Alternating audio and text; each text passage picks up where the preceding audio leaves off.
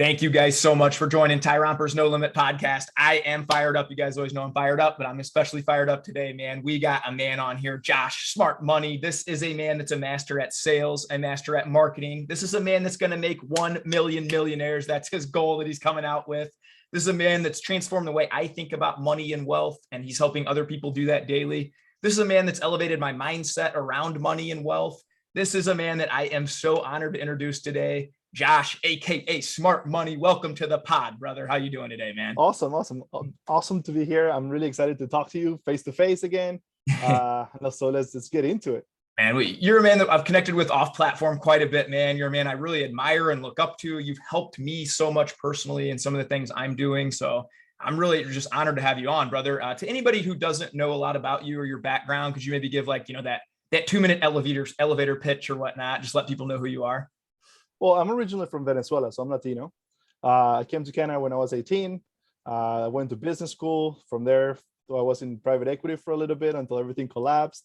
But that's when I fell in love with sales because I was the lead of capital raising for the private equity fund. So my job was sell the fund, bring money in. So after that, I came back here when everything collapsed, started a business with my dad. So I was in the coffee business for a while. So if you need anything with coffee, I know coffee up and down, no problem. And then from there, like me and my dad kind of split because we had different visions of what we wanted for business and for the future.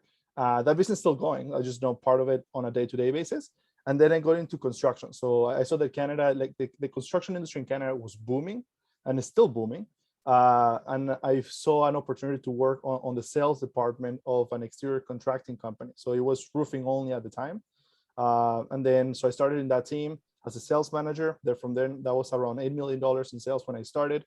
I finished working with them after like 4 or 5 years. And we took that company from 8 million to 20 million. And then at that point in time, I was like, well, I already understand the entire business cycle, how everything works. And I started my own construction renovation company as well. And then when COVID hit, I kind of was stuck at home like most of you guys were. Canada is worse than the US. So I was bored out of my mind. My wife was pregnant. I had a 3-year-old and I was 4, and I needed to do something. So that's when like this online journey started. I didn't even know what Twitter was. Well, I knew what it was, but I never actually had an account or anything. And Smart Money was born in September of last year, really. That's awesome, man. And you've had some crazy growth, man. So, a few things to get in there too. One, I got to give a shout out to my brother, Ryan. I know he's going to watch this. He works in Canada as construction sales too. He's really high up, big manager. He always tells me about that industry and business, how it's pretty booming, and he crushes that too. So I'm a little familiar with that, man. But have you always had a passion for sales then, or did this just develop, No, when did that sort of develop? I come from a family of like, I think we'll talk a little bit before about this. So they're either like business people, lawyers, or doctors. Okay. So my path was to be a doctor. Then when I moved to Canada, kind of things shifted, and it became a business guy. But I always worked in sales as a kid. So my dad used to own a chain of Hello Kitty stores. That's when I was a kid. I know all about Hello Kitty. I got a 6-year-old daughter, man. That's right. So he owned a few stores, and like I remember the first PlayStation came out when I was 80 years old, and that was my first encounter with like I need some money. And then he told me, well, if you want some money, you got to work. So work on my store. So that was my first encounter with sales. Say, look, you need to like show the client what's important, what are they looking for, and then close the deal. so that's what I started doing. And then that was actually my first encounter with, I'm not getting paid enough because I was outselling some of his staff, but I was only getting paid $300 for the summer because that's how much the PlayStation was. So that actually became a hobby that it became a profession over the years. But I remember when the Livestrong little like bracelets came off, that was like hot in Venezuela. So I used to ask my grandfather to buy a package in the US so I can sell them retail individually in high school. So everything that related to like buying and selling, closing a deal is what really turns me on.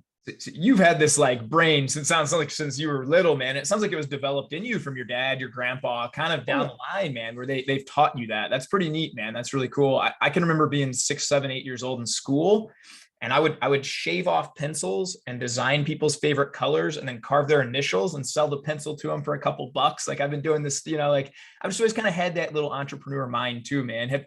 What are some things you've done, do you think, to develop that as you kind of continue to learn and grow? Because you've stepped into some of my business calls with Avalon and things, and I'm like, holy cow, this guy's blowing my mind. You're a very knowledgeable guy.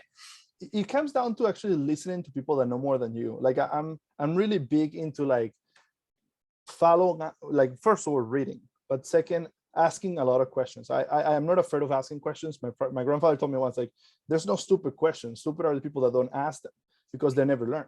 So I took that to heart. So I remember I used to ask him. He was in the uniform industry back home. So I used to ask him to like take me with him to like even to business meetings, even though I didn't know what was going on. So I couldn't just listen. So that just became like an addiction. I was like, what are these older people that know so much about making money are talking about? What are they're really strategizing? How are they really breaking down complex ideas into simple ideas? Because at the end of the day, I don't remember who said it, but if you cannot explain something really complicated into something very simple, you don't really understand it. Yep. So I remember one time this was when I was in a private equity fund. I explained $1 million deal, or how we're going to finance a deal, with boxes on a napkin. And that actually closed the deal. But it was because I saw it from older people that were explaining these crazy complex ideas with napkins and boxes and triangles. So I just love to like talk to older people because they literally have all the wealth of knowledge.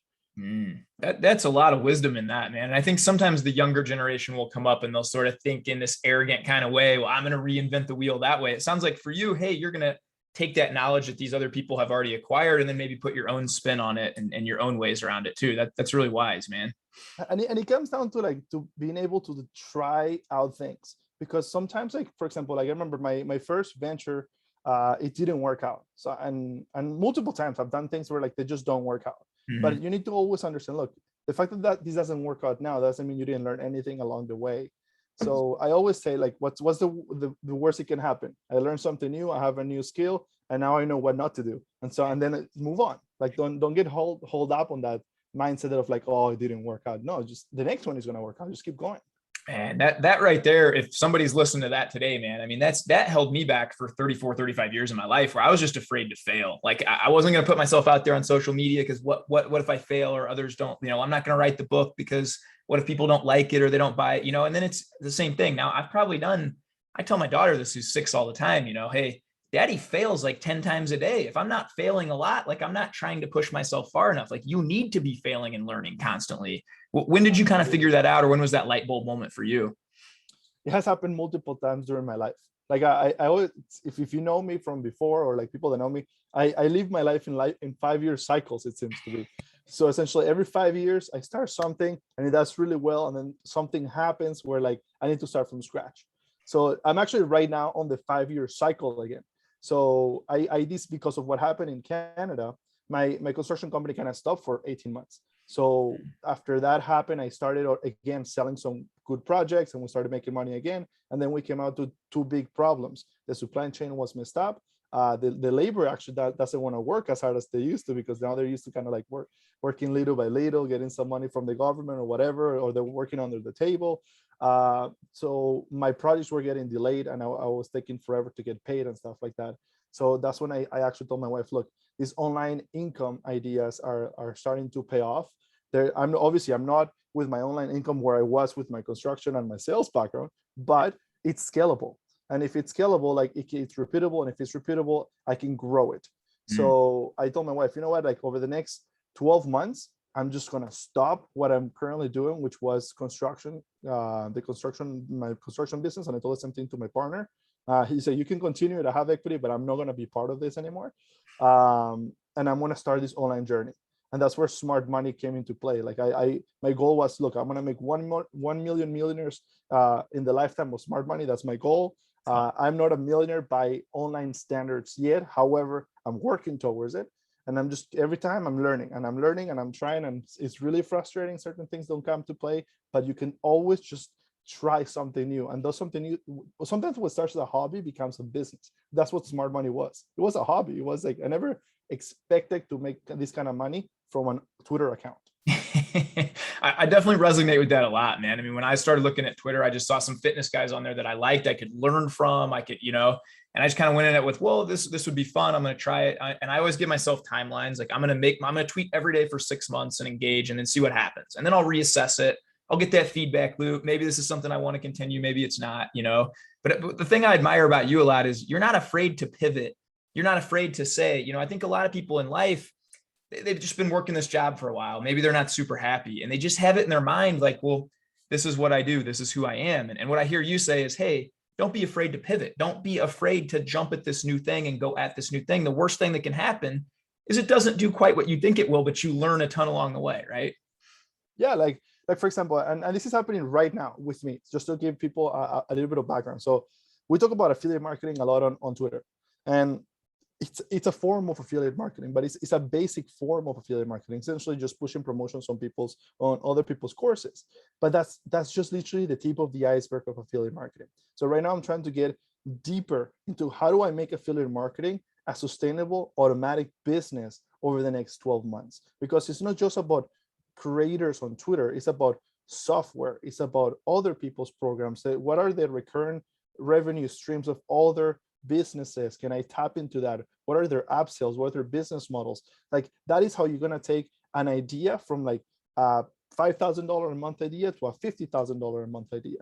But you need to like literally step back and say, I don't know how to do this. I need to learn. Like right now, I'm literally at night when the kids go to sleep, from like 9 o'clock till 11:30, 12 o'clock, I'm literally watching training videos of funnels and stuff like that, because I'm not familiar with it. It's not my background.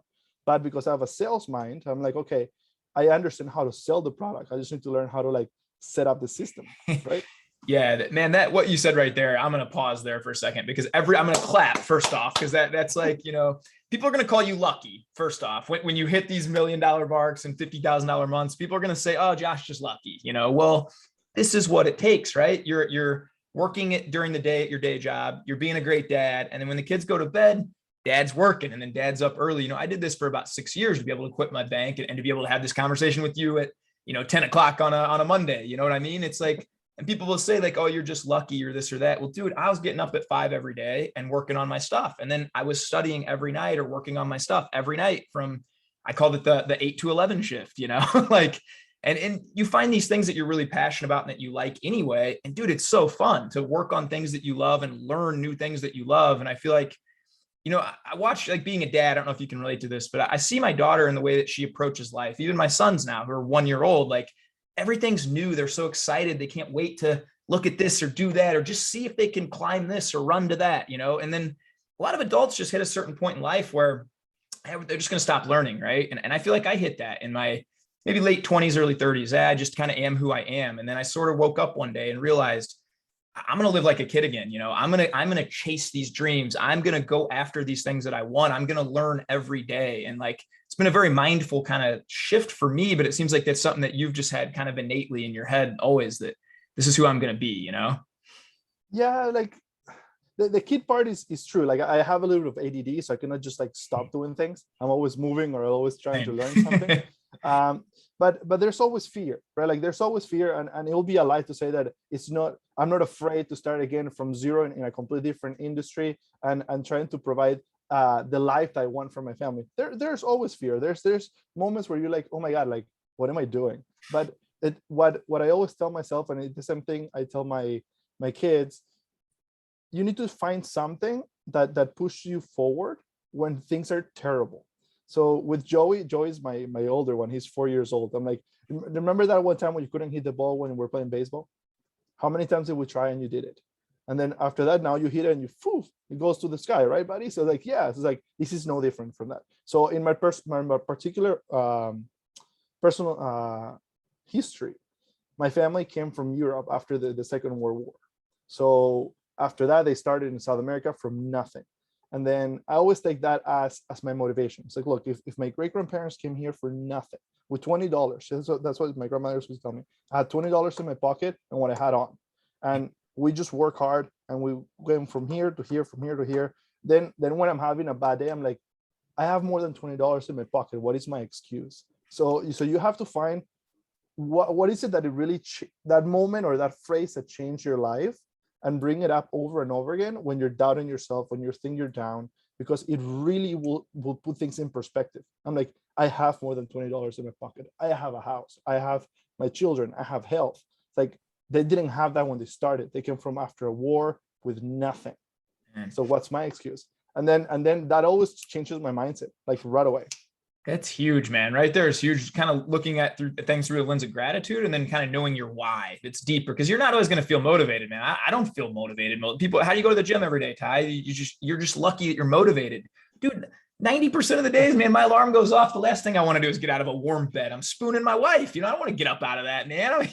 But I know I have that deeper why. I want to be high energy for my kids. I want to live this certain kind of lifestyle, and it sounds like you have that. Can you talk a little bit about because man, that's powerful. The legacy of, your grandparents coming, and it sounds like your grandfather, your father, they all poured into you. And now, you're getting to be a dad now. Congratulations, the 4-year-old and the new one. Can you kind of talk about how you kind of see that going and, teaching your kids and things like that? Well, we have a phrase in my house, and this is something like me and my wife developed. My last name is Kaufman. So I always say, look, Kaufmans don't give up. So every time like something is not going well for my wife, even for my 4-year-old, I'm like, buddy, Kaufmans don't give up. Let's do it, and we're gonna figure it out. So I'm trying to teach the next generation, like, look, there's nothing impossible if you put enough effort. And when I started like this coffee shop with my dad, I came from the financial industry all the way down to like a barista. So it has nothing to do one with the other. But at that point in time, we're like, okay, we're starting a new business. When you start a new business, you have all the hats. You're the guy making the coffee, ordering the things, cleaning, and at the same time doing the accounting books and doing the strategy for long-term growth. Like, okay, so that I was working from 7 a.m. to 9 o'clock at night every single day, and I worked every single leg of that for almost 36 months. I only took 2 days off in almost 3 years. And it was like New Year's Eve after the second year and the third year. And me and my dad would always work. My wife worked with me at that time. She was my girlfriend at the time. And then, so every time when I'm feeling like, things seem hard, or I don't like you, like I don't want to wake up, or I want to say, dude, you used to work from 6, 7 in the morning all the way to 9 o'clock. What? Start doing it. Like, what's wrong with you? And then that just shifts. You always need to find something in your life that change you for the better, and bring it up over and over again. Like I'm a huge believer in whiteboards. I have one here, I have one there, I have a vision board right there. So like that I need to see, and I'm a visual person. So always have something visually that will either motivate you or tell you what's the next point on the plan. So planning is essential. And this comes from the sales background. Like you need to understand what is your own personal value proposition, not just so you can sell someone's product, but you can sell yourself first, right? And second, how are you going to become the person you want to be? But you need to put it on paper. It's not just an idea. Do you have to write it down? Man, that's huge. My wife and I have a whiteboard downstairs that we keep together and do. If I were to walk you around my room, and right now I can see 15 sticky notes just telling myself who I am, all these little goals and the man I want to be. I love that Kaufmans don't give up, man. That's something, I love Twitter. I love this community because everybody has these great tips. Do you mind if I borrow that for my family? I'll give you the credit, the rights to it too. But I'm gonna start saying that, man. Hey, totes, we don't give up. I love that saying, man. But it's true. Like I've been in moments of my life where like I had nothing. Like you need to understand, like my if you see like my logo for my corporation, my grandfather, he started how do you call it in English? The streetlights. He started the streetlight business. That wasn't his background. His background was in political sciences, but he started a streetlight business because he saw an opportunity on streetlights. So my logo for my own corporation has a phoenix. So essentially kind of like the things from a phoenix and the streetlight in the mirror. So it always reminds me like I can come from nothing. Like I come from the ashes, and my background is this guy that literally also came from nothing and started a streetlight company. So that became the logo for my company. So every time I see my computer, I see that logo, and you know what? We can do it. Go time, man. That's awesome, man. That's really cool. And that, you've kind of exploded in social media, because I couldn't believe you've only been doing this for a year. I mean, I feel like I've known you for a really long time, by the way, but in a year now, you have like 60,000 teammates on Twitter. You're starting to blow up on TikTok now a little bit, and getting yourself out there on some other things. I mean, can you kind of talk about that? That's kind of the same kind of consistency around that to kind of grow that community too. It's all about consistency, giving value, and showing a little bit of your personality. And notice, like, it took me 12 months to understand that Smart Money was an anonymous account, but even though it was providing value, it wasn't providing personality, which is something you understand really well. Like, you are all about energy, Tyler Todd, and let's do this, right? Like, so I'm kind of like that in real life, but I was kind of very shy on the social media sphere. I didn't want to show myself. I wasn't sure if I wanted to do it or not. But then when I noticed, I made a video at the 12 months, that was like a month ago, and it's just to say thank you. Hey, thank you for all these people that are just giving me some time of your day to read what I have to say. And that video went like, did really well. I'm like, and my wife told me, you know what, like, how when you have a consulting client, when I'm closing a deal, when I'm helping someone go from point A to point B, they see your face, they hear your voice, they know, people know who Josh is. They don't know who Smart Money is. So you need to introduce the world to Josh, not just Smart Money. Mm-hmm. And that's when like the TikTok idea started. I'm like, it's really hard for me to teach someone just through a guide. I realized it just wasn't good enough. So I said, you know what, like, I need to put my big boy pants, because I'm still not 100% comfortable on camera, because I just little things that bother you, like my accent is not like an American accent or a Canadian accent, things like that. But they're dumb things. You just need to understand, like, it doesn't really matter. Yeah, right? Nobody's gonna care. Yeah. So I was like, you know what, like, I'm just gonna start this TikTok thing, because it will allow me to provide more value than just writing 280 characters. And I started that last week. So again, overcoming that fear, right? Love that, man. I absolutely love that. We're the exact opposite in that. Sometimes, like, your wife's encouraging you, like, put yourself out there more. Sometimes I show my wife, like, hey, do you care if I say this? She's like, you can't share that. Like, you're just too much out there, man. So that's kind of funny. I'm super extroverted in real life with the people around me, but in social media, like, I don't know, it's a new thing. Like, I always tell people, I'm not an online marketer guru, none of that. Like, I'm a business guy, specialized in strategy and sales and accelerated growth of SMEs. I have nothing to do with like Twitter or like online marketing. That I learned over the last 12 months. Yeah. And you just kind of learn as you go too, right? I feel like most of this stuff I'm just learning as I go, or it's trial and error, right? Like, oh, I'm putting these things out there. Okay, that doesn't resonate. Let's pivot a little bit and try this. You just, that's basically where we're all going, right? Like, I have people like DM me a lot and like, oh man, this is a great thing here. And I'm like, I don't really know. I'm just trying it as I go. Like, you got to find what works for you, like, I don't know, man. Sometimes trying is all it takes. Yeah.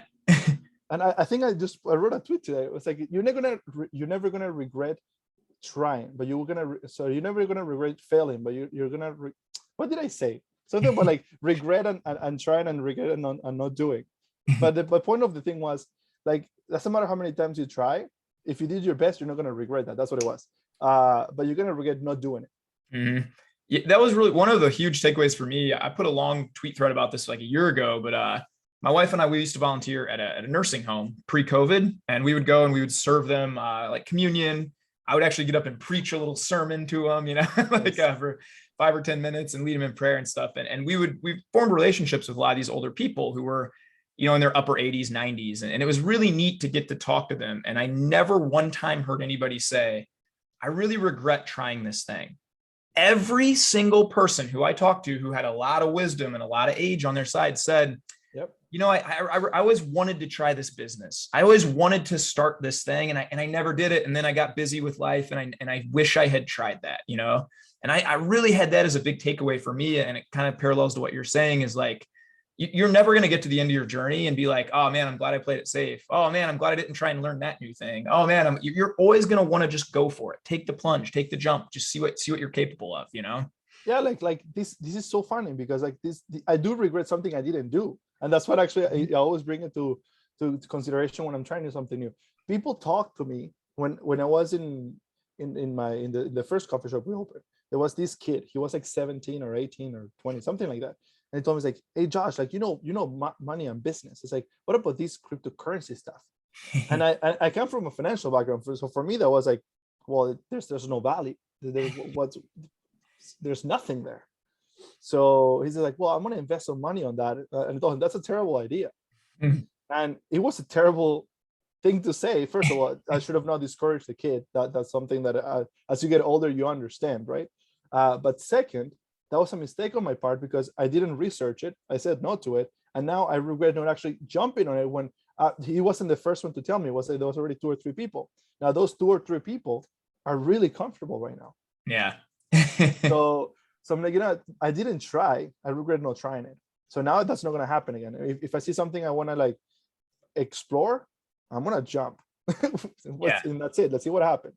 that's right, man. A lot No, of wisdom in that. yeah, no, I no can regrets. 100% say one of my best buddies, Steve Jones, got really into crypto. And then another buddy who was really intelligent, a guy I used to play poker with all the time, Kevin Lawrence, back in the day, 2012, they kept telling me about this Bitcoin thing. And like, you know, dude, you can buy it for $6 now. And I swear it's going to be worth 100K someday. And I was like, you guys are idiots. I'll just make up Tyler coin, you know? And like, now just like, look who's the dummy. Every month now I'm buying crypto, you know, a little bit by little bit or whatnot. But yeah, what an opportunity. Like I missed just because of, you can call it ego, you can call it laziness, whatever you want to call, like, I'm just not gonna learn this thing, you know? And I'm like you, man. Now, if smart people are telling me something, I'm going to pay attention and I'm going to try and learn that thing too. Yeah, like the future belongs to those who are willing to take risks, and that's I don't know where I read that or if I just made it up, but like that is 100% Tweet that later true. today. But it's 100% true. Like every successful person I've known in my life, even when I used to work at a private equity fund, all those massive, like wealthy people, all started something. It's not that like people think like, well, they got it easy because they inherited something. No, no, no. 80% of millionaires are self-made. Mm-hmm. People don't think of that.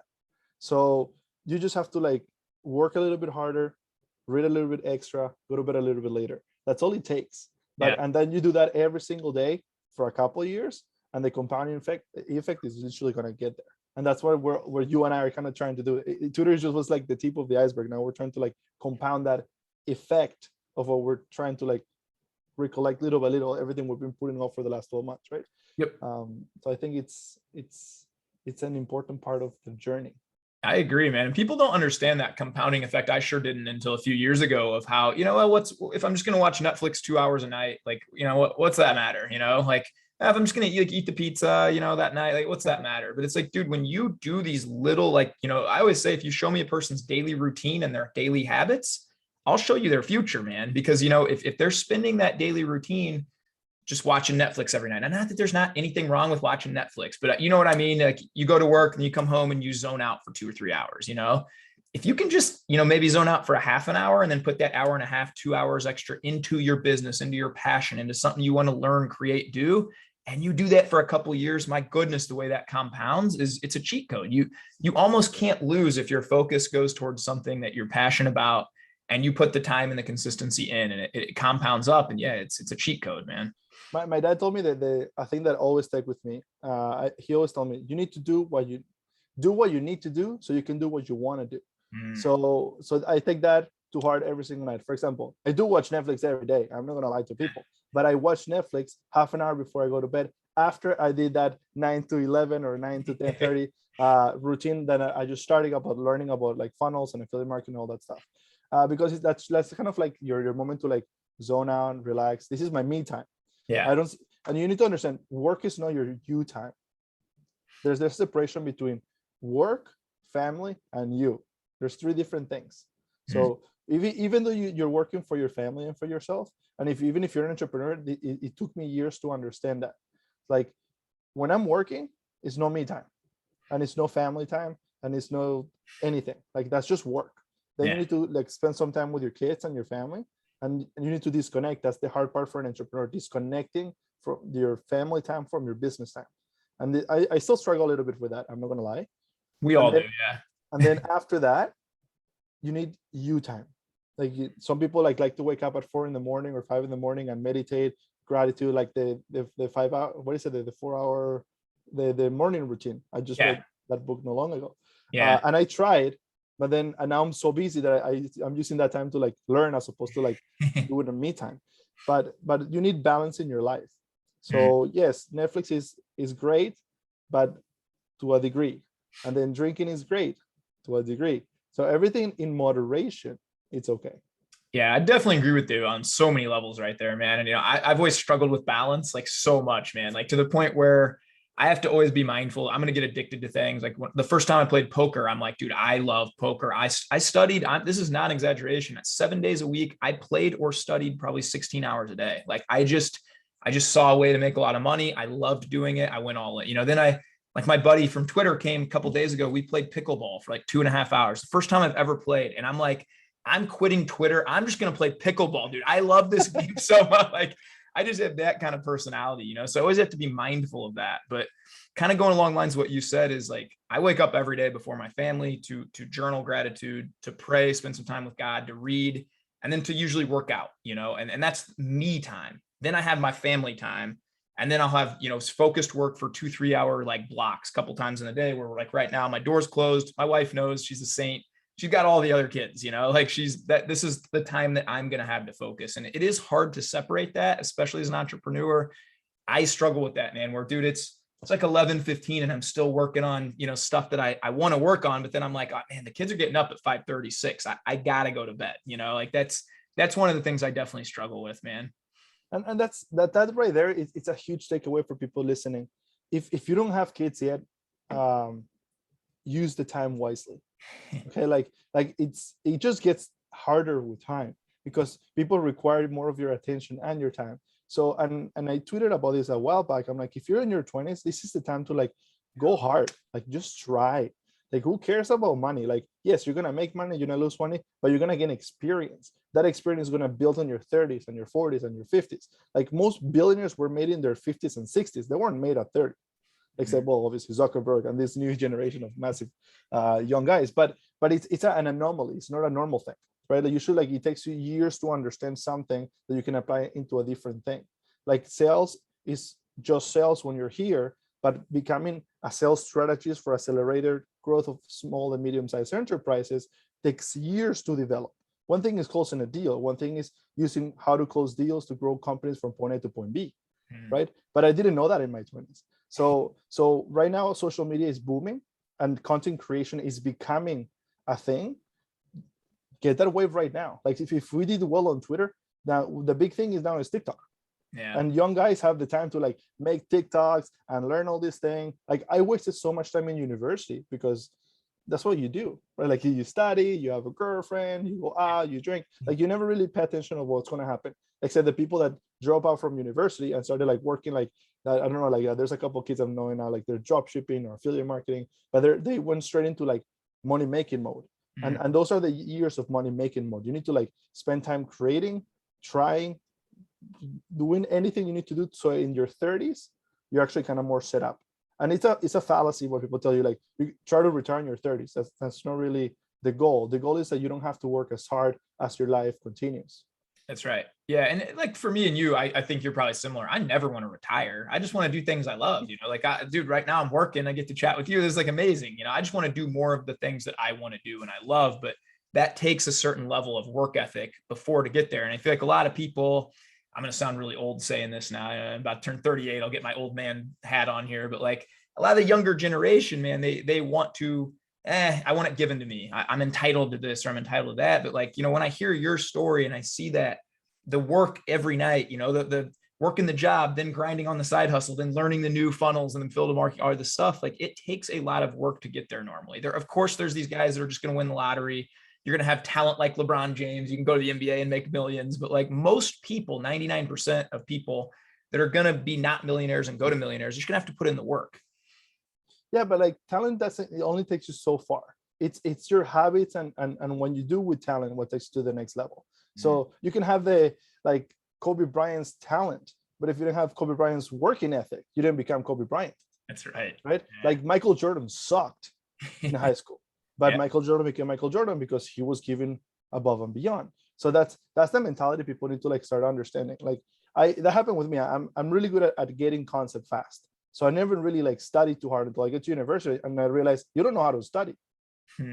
So you didn't develop that habit. And then I was like, oh crap, I need to read to understand things. You know what I mean? Like that's when my reading habit started. But like the fact that you're good at something doesn't mean that you can take that something to the next level without work and ethic.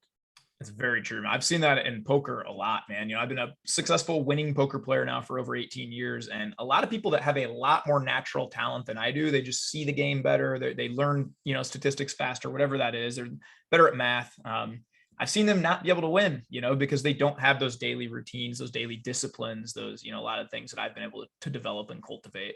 I want to shift gears here 1 second because I saw a tweet you made like a week ago that just, it was near and dear to my heart, man. It said, a recent tweet from you, I think it said something about banks and banks aren't your friend, and that you need to kind of get in the alternate banking kind of method. Do you remember this tweet you put out? Not really, but like either way, like banks are never your friends. Yeah. Like I don't know where I was thinking. I just write things that come out of nowhere. But at the end of the day, like probably what I was talking about is like the ultimate friend or the ultimate support system you're ever going to have is yourself. Right. So you need to figure out what is that you need to do to be able to take yourself from point A to point B. And that's probably what it was. Like if banks really care about you, you will be making money with banks. Banks care about making money to the bank. Right. Yeah. That's why, like, I think that the future of cryptocurrency, actually now I understand the future of cryptocurrency, because it's an open thing. Nobody's kind of like taking anything away from you around the cycles, because that's what on the financial industry, there's brokers and everybody has to eat along the way. Everybody gets their cut. Yes. Yeah, you work with banks. Yeah, that's why you get 0.03% in a savings account, because everybody's got to make their money. They got to pay for the buildings and everybody. There's no millionaires from a saving account. Mm-hmm. The millions are made by investing your money. And then I love something that Grant Cardone always says, like, I'm cash poor. Every time he has cash, he adds and he's like, what can I buy with this? Because this is just rotten paper. So he like gets $1 million and it's like, okay, find me a building or find me something to put $1 million on, because that's an asset. It's something that is going to grow over time. So that's what the thing, maybe what I was thinking about the banks, like, it's not going to really help you having all this money in an account. Put it to work. Yeah, that's how you became wealthy. That's right, man. Is that the person I think you said off stream that brought you to Twitter was CJ Johnson, who, his big thing is get money by income, get money by income. Yeah, that's a great thing. I'm not part of like his community thing, because I'm like you, I'm obsessed. So if I start something, I'm gonna like go down the tangent for like forever. Be mindful of where we put our focus, Yeah. So what he said, actually, what his account resonated with me when I started. I'm like, look, this is a guy that I think has a military background. Obviously, he wasn't an entrepreneur; he was a military guy, and then he started a watch company. And I'm a huge watch guy. I love watches. So and then I was thinking, oh, maybe I can start my own watch company. This is in the middle of the quarantine, and then I realized, wait. The watches, there's fulfillment, there's all these things, there's logistics, and I've done that with coffee, right? So I was like, no, freak, I don't want to do this again. So what's the important part? I started selling courses. I'm like, digital assets. I always said the money's on the internet, but I didn't know how to make money on the internet. then that kind of like gave me the startup point. The money is made on the internet by creating digital assets that can be resold over and over again. You make them once, you resell them 1,000 million times. That's right. How you make money online. Yeah, the internet never sleeps, right? There's no closing hours. You can always market. You're always for sale, Yeah, and I told my wife the same thing. My wife, she hasn't really worked for a while since our first kid, since she got pregnant with the first kid. But something that she loves is making bows, for example. So she makes bows for girls. We don't have girls, but like she loves to make bows for girls. Maybe we'll try for a girl. And then I told her, look, the boy is fantastic, but you also like doing things for children. Why don't we try to focus on creating digital assets for children? So once you create one product, it can be resold multiple times. And then she started doing things like that on Etsy. So, and that this has to be our mind shift for the rest of our life. We need to always create a product that can be resold multiple times, and you only put the effort one time. So that's what I'm doing right now. I'm actually creating a affiliate marketing course, but it's not the regular Twitter, like let's just push. I actually want to create an amazing free resource for them to learn. And then the way I will monetize that is actually by teaching them. And if they actually do well, then obviously they need to use certain tools, and those certain tools will pay me passively. But I'm not actually I don't want to take money directly from the client. I want to give the client the information. And if they decide to take action, then I'll benefit from that. But it doesn't cost them anything. Wow. So that's kind of like part of my business plan for the next 12 months. And I think that's the future. The more people you help, the more money you make. That's what it all comes down to. And I've seen that from you, I think, since day one, since we started interacting. When you put out, my mission statement is to make 1 million millionaires. It's not for you to become a billionaire. It's like you want to help, right? And I feel like that's always been kind of my thing with Twitter too. Hey, I want to help. I want to share. I want to teach people what I'm studying and learning. That's my thing, is I want to change the world, man, by just making it, making one person better at a time, and I feel like that's kind of your true passion behind it. And I've kind of noticed from all the entrepreneurs who are successful that I know, That's the one thing they have in common. They want to help people. Yeah, like it's having money is nice. Don't get me wrong. Like having money, it's good. Like you can go on nice vacations, you can buy your kids whatever you want. That money is great, but money is not ultimately the goal. Like for me, the goal it will be like legacy. Yeah. Like that's really the goal. Like how do I create a system that can pay off for years to come? Because let's be honest, like every like 10 years or so, and now that we've been alive for a while, we realize there's a massive boom of something every 10 years. Like was the financial crash in 2008, and then now COVID, and then every 10 years there's something going to happen. And that was my big awakening with COVID. I'm like, I had a business that it wasn't a legacy business. Essentially, like if I die or there's this massive event happening, I made no money. So how do I create a business that can transcend these big 10-year cycles? And that's why like the big move now to online income, because that's going to be the future. Like you're not going to kill the internet. The internet is just evolving. So your only job is going to be, how do I adapt to the evolution of the internet, as opposed to me trying to like, how do I find more guys to work for me this week because nobody wants to work? Like it's a different thing. Now it really depends on you, not on other people. Yeah. That's really well said, man. Yeah, the internet's not a fad. It's not going anywhere, man. That's for sure. It's this metaverse thing is the next big thing. Like I tried. If I already had a system of what I want to do, I would be all in now, obsessive on cryptos and metaverse stuff. That actually is what will be my recommendation for whoever's watching this that has time. Start reading and understanding all these new Web 3.0 that is coming, all this metaverse stuff, all this cryptocurrency stuff, NFTs. Like that is going to be huge. Mm-hmm. But obviously you need cash to invest. But like if you have the time, this is the time to learn it. Yeah, that's a pretty good tip, man. I like that. Well, I don't want to take a ton of your time, man, but I always wrap up everyone with what I call rapid fire questions. So I'm going to fire off 5 quick questions for you. Just give me the first answer that comes to your mind. All right, Josh? Okay.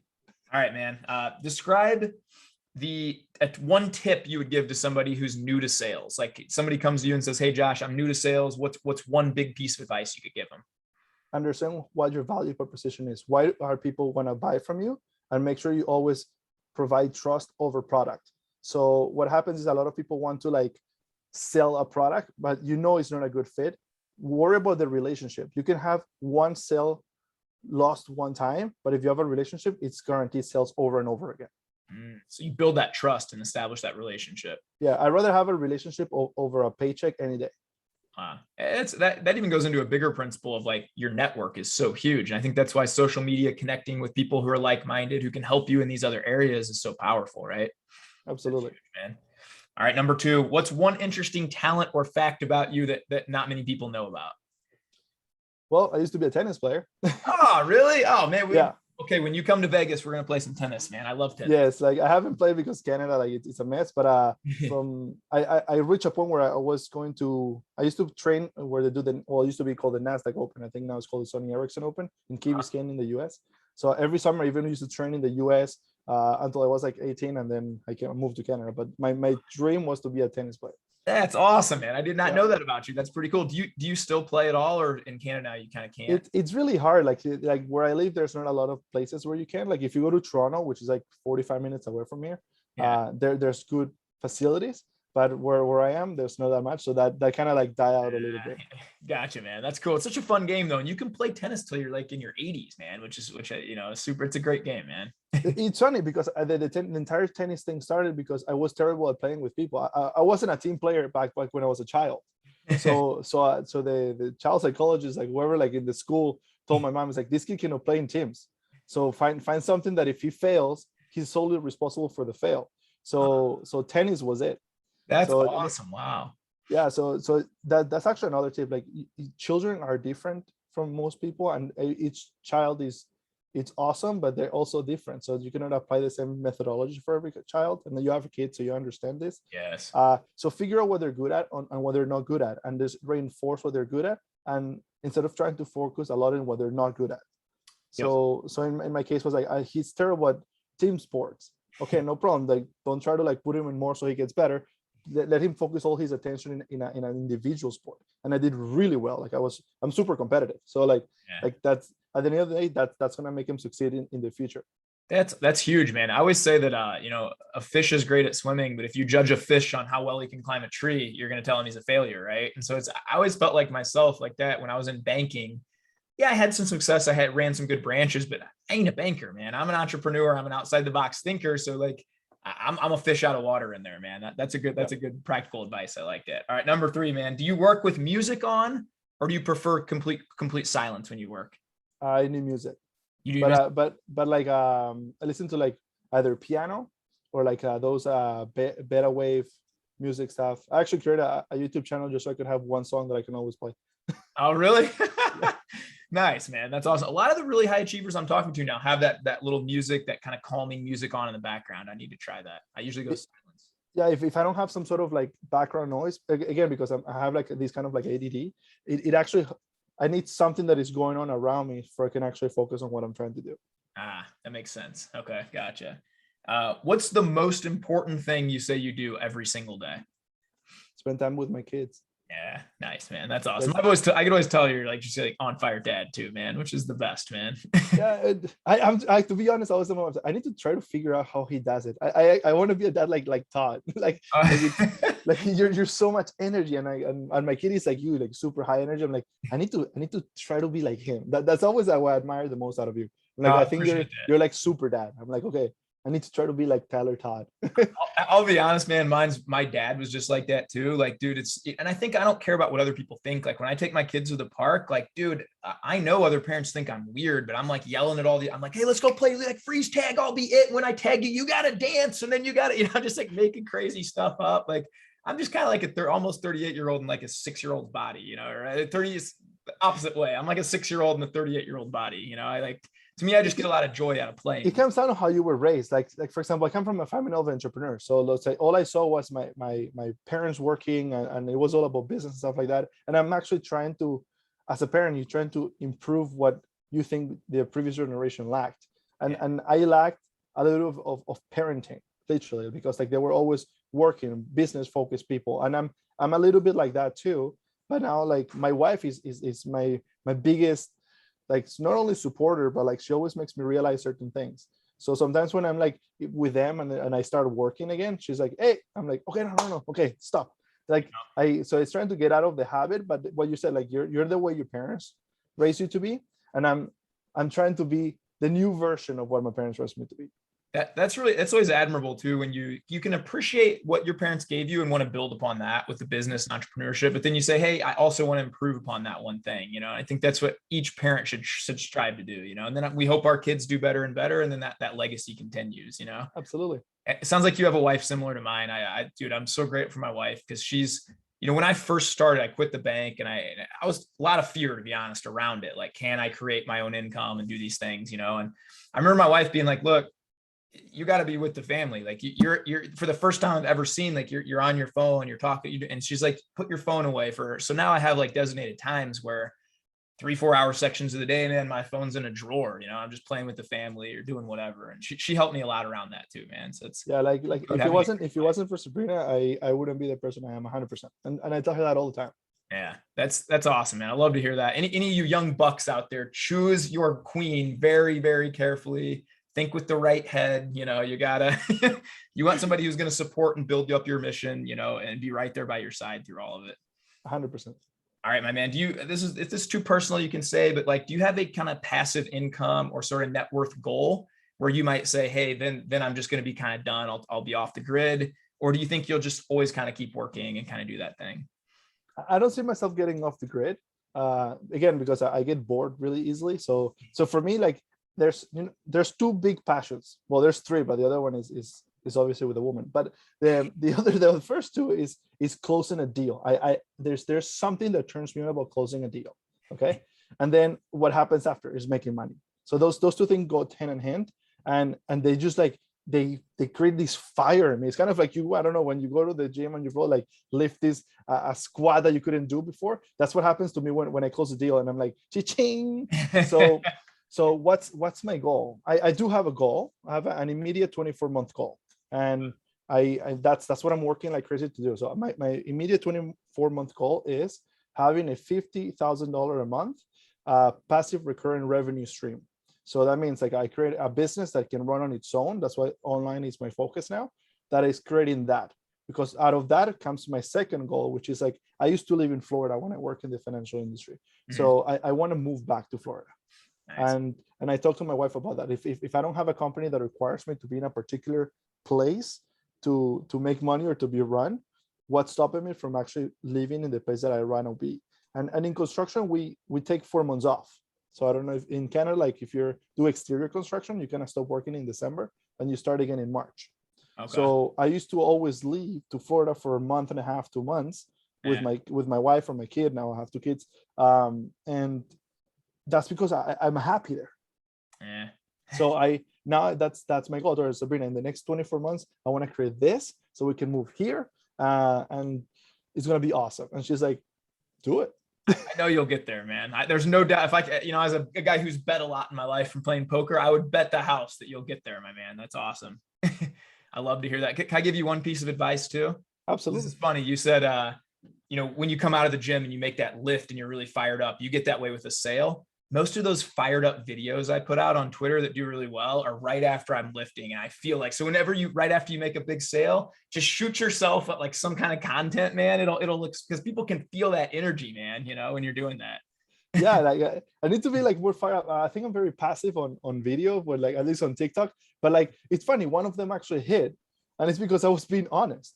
And like, that's kind of like there's obviously because I'm sales is now like in my system. I understand body language too.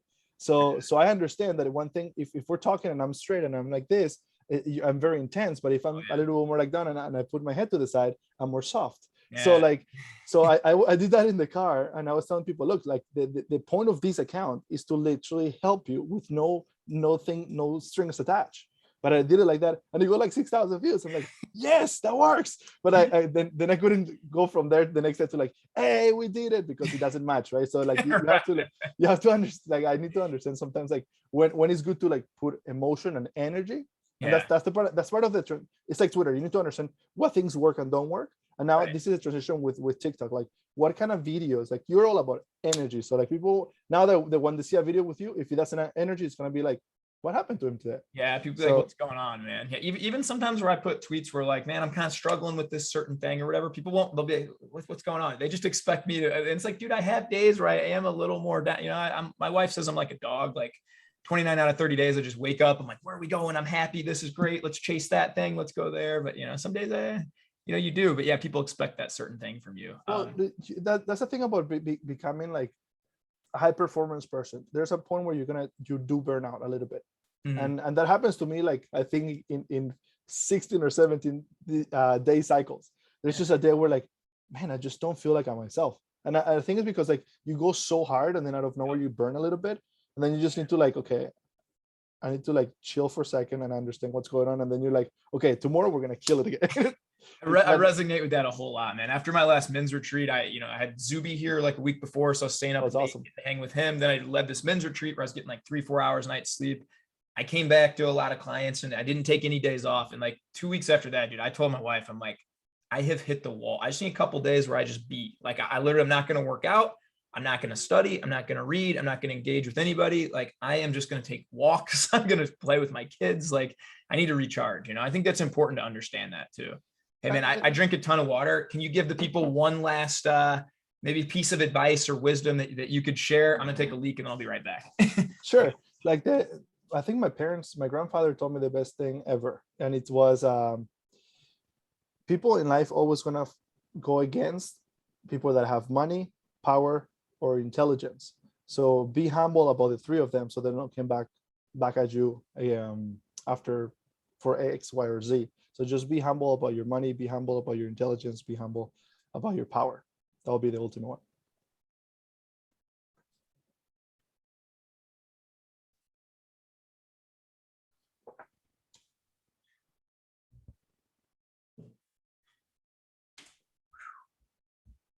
Thanks, brother. I appreciate it. I want to keep this podcast PG. I try and keep my timeline PG, but when I used to play these really long poker sessions, this is funny. We used to have these like a P cup down where we just like, because I'd play like an 8-hour session, or I'd be in all these games and tournaments and stuff. And so I'd we just have to take a leak at our desk, man, and we'd empty it. It used to be kind of the joke back when we were like in our 20s or whatever, but I don't really want to start that for the podcast. So It's funny because like that's how I used to make money in high school. I used to play poker. Did you really? Yeah. I'm not going to lie. I thought many times during our conversation, you would be an amazing poker player. Cause like you're very analytical. But you're also a people person, you know. My grandmother was almost like a professional poker player. Really? Like, That's awesome. she used to say, I'm going to work. She used to go to casino. But like this is when she was older and she could afford to like spend whatever money she wanted. But she did teach me how to play poker and blackjack, which is what I like playing when I go to a casino. Nice. But I don't like playing against the house. I like playing against people. Yeah, same, man. And in high school, even though it wasn't allowed, I did gamble. So like we used to have like groups, and we used to play in the how do you say it in English? Like the free time, when you get free time. Yeah. We used to like bring the cards and play, and then when the principals and then what they started to figure out that we couldn't like bring cards to school, then we had a system with bills to play poker with bills, like your money. Yep. With the final ending of the serial number. Yeah. So I did play a lot of poker. Yeah. That's awesome, man. That's pretty cool. Maybe someday later when you've got all your systems in place and set up, you can get, I can give you a ton of study guides around poker. You could be fantastic in like a couple months of study, man. I'm trying to go to Vegas 4 times, and every single time I'm going to go to Vegas, something comes out. I don't know why. It's like the ultimate thing. Like even when I was working in Miami, and we were supposed to take a weekend to go to Vegas, and with the things were booked, everything, and something happened, like the freaking plane was late and we just never went. It was like so I don't know what's going on with Vegas, but yeah, at some point you got another reason to come hang out with your buddy. Even I'll say this, man, bring your family. Our kids can play together. You know, me and you can go hit the casino at night or something, and the girls could watch the kids, but we could play with the kids during the day or whatever. There's actually a lot of fun stuff to do here family wise, even for kids, man. It's a cool place. Yeah, I definitely want to go. Like everybody loves it there. It's like, yeah. The weather is probably good. You don't have a shirt half the day. I never wear a shirt. It's I think today the high is like, it's gonna be 78. We're like mid-November. It's nice, man. I think there's sun like 355 days a year here or something. That's like Venezuela. Like in my city, like the average was 27 degrees all year long. So that's Celsius. So that would be like 80s, like 80 degrees, something like that. I'm terrible in 9/5 plus 34 or something like that. I can't remember my high school equation they taught us, but yeah. So like and we only had 2 seasons, right? There's summer and then there's rainy season. Rainy season is only like a month, and it just rains for a little bit in like December, January, and then every other day it's 27 degrees. Man, that's nice. Hey, last question for you. My buddy JT married a gal from Venezuela. I love her, Mabel. They're like one of my favorite people. They're a great couple. She taught him to be a fantastic dancer. And I knew this kid from the time we were 5 years old. He had no rhythm, just like me. Are you a good dancer being from Venezuela, my man? I'm not gonna lie. I'm a great dancer. Yeah. When you come to Vegas, I need some lessons, man. Cause my wife was on dance squad. She's like fantastic. I love to dance. I'm always dancing, bro. I got 2 left feet. I suck, man. That used to be my go-to in like high school and university. Like just put those hips to move, and like I don't speak English, but trust me, I can move. And so it really worked in university. That's maybe put some TikTok videos on that, man. You got I can't. I need to be like professional. But maybe I don't know. Like I'm a crazy dude in real life. I need to like be more crazy maybe in social media a little bit. That's funny, man. Well, I appreciate you so much coming on here, Josh. This is Josh Kaufman, aka Smart Money, building a great community, man. He's an awesome guy. Please check him out. I'm going to link everything you do from Twitter, TikTok, your community underneath this podcast. So everybody can please check him out. I'll link my stuff as well. If you guys have enjoyed this interview, enjoy the other ones, please like and subscribe to the channel. It means a lot. I appreciate it. I appreciate you guys so much. Thanks again for joining Tyromper No Limit podcast. Let's all go have the greatest day of our life and pour in. Thanks again, Josh. Have the greatest day, brother. Let's go.